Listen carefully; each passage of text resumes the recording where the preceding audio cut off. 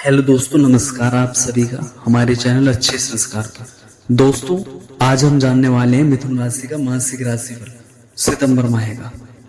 दोस्तों, स्वास्थ्य के लिहाज से कैसा रहने वाला है मिथुन राशि का राशिफल, यह जान लेते हैं। सबसे पहले यह महीना स्वास्थ्य के दृष्टिकोण से मध्यम रहने की संभावना है। उसकी वजह यह होगी कि आपकी राशि स्वामी बुध महाराज तो अच्छी स्थिति में रहेंगे, जो महीने की शुरुआत में द्वितीय भाव, उसके बाद 4 तारीख से आपके तृतीय भाव में सूर्य महाराज के साथ स्थित रहेंगे और उन पर शनि की पूर्ण दृष्टि होगी तथा 23 सितंबर के बुध कन्या राशि में सूर्य के साथ और केतु के साथ स्थित होंगे। उन पर राहु, मंगल और बृहस्पति की दृष्टियां होंगी। इस कारण से राशि स्वामी महीने के उत्तरार्ध में पीड़ित हो सकते हैं तथा आपकी राशि में उग्र ग्रह और आपके छठे भाव के स्वामी मंगल महाराज विराजमान रहेंगे, जो स्वास्थ्य समस्याओं को बढ़ावा दे सकते हैं। आपको त्वचा संबंधित समस्याएं या रक्तचाप से संबंधित समस्याएं परेशान कर सकती हैं। इन सभी का समय पर उपचार करें, अच्छा भोजन करें, अच्छे दिनचर्या अपनाएं, इससे आपको स्वास्थ्य लाभ हो सकता है। और दोस्तों, करियर की दृष्टि से कैसे रहने वाला है मिथुन राशि का राशिफल, तो करियर जान लेते हैं।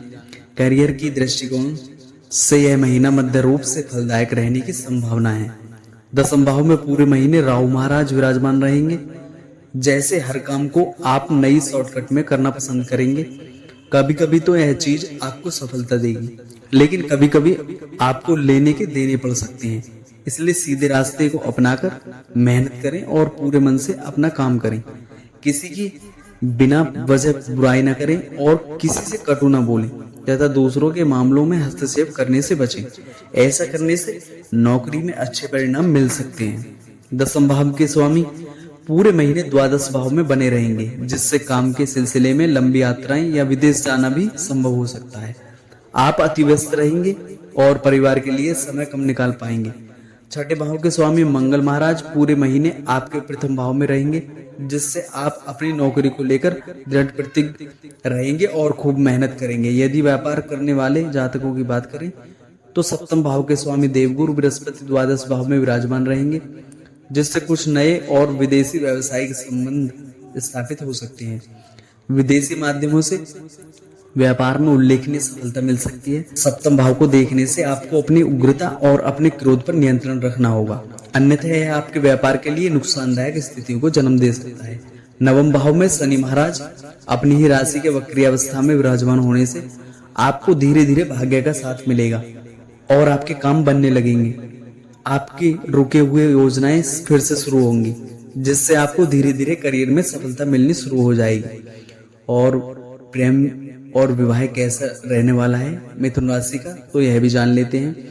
व्यक्तिगत संबंध, यदि आप किसी प्रेम संबंध में हैं तो यह महीना आपको अच्छी सफलता प्रदान कर सकता है।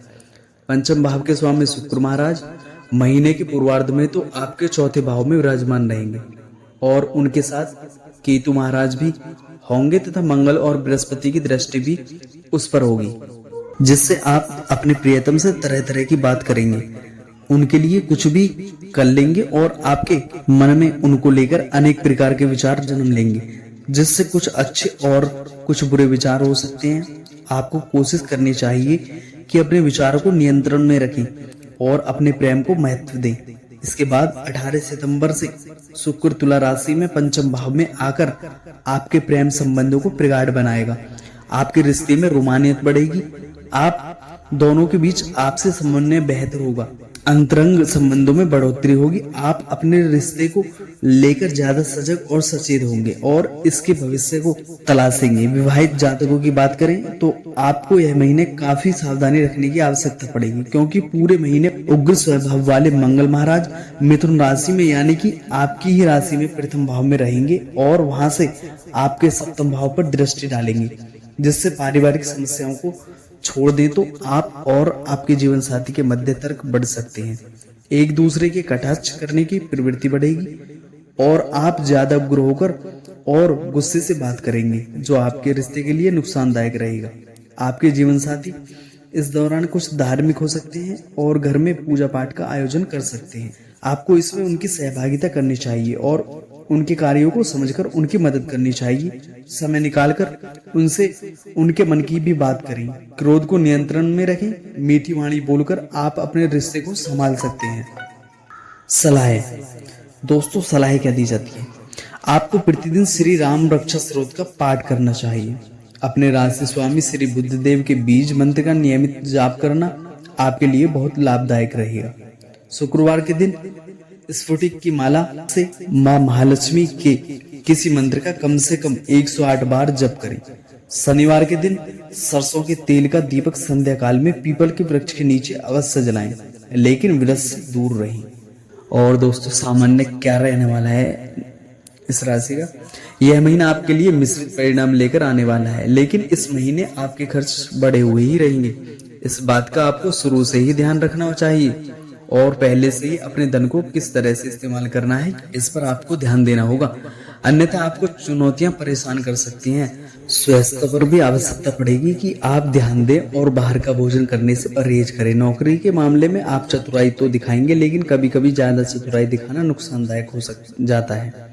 इसलिए आपको बेहद समझदारी से काम लेना होगा ताकि कोई बड़ी समस्या आपको परेशान न कर सके। व्यापार करने वाले जातकों के लिए महीना सामान्य रहेगा। व्यापार से संबंधित खर्च बढ़ेंगे, लेकिन कुछ नई व्यवसायिक संबंध स्थापित हो सकते हैं। विदेशी माध्यमों से धन का आगमन हो सकता है और व्यापार में वृद्धि हो सकती है।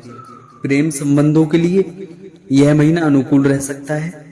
विशेष रूप से महीने का उत्तरार्ध ज्यादा अनुकूल दिखाई देता है। वैवाहिक संबंधों में कुछ समस्याओं का सामना करना पड़ सकता है। आपकी उग्रता आपके रिश्तों के लिए नुकसानदायक हो सकती है, इसलिए आपको पूरी सावधानी दिखानी होगी।